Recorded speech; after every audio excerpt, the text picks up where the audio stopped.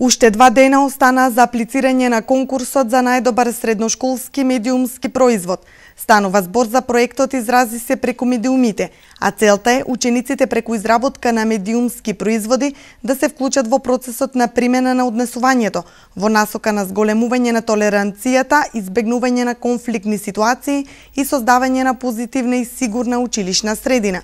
Со проектот офатени се сите средношколци. Наградените матуранти може да добијат стипендии, целосни стипендии за студирање и договори за вработување веднаш по завршувањето на студиите, а сите останати средношколци учесници на конкурсот може да освојат лаптоп, камера или фотоапарат.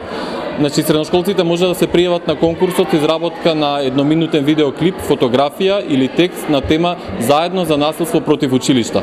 Конкурсот трае до 22 април и медиумскиот производ треба да прикаже што се презема за да се спречи насилството во училиштата, или пак средношколците треба да предложат начини, мерки како да се надмине насилството меѓу средношколците во и надвор од училиштата.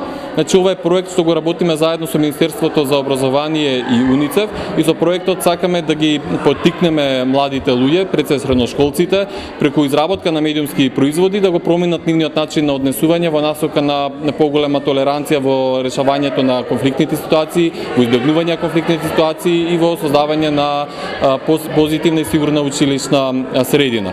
Проектот "Изрази се преку медиумите" се реализира 5-та година поред од страна на Високата школа за новинарство и за односи со јавноста, а годинава е во соработка со Канцеларијата на УНИЦЕФ во Скопје и Министерството за образование и наука.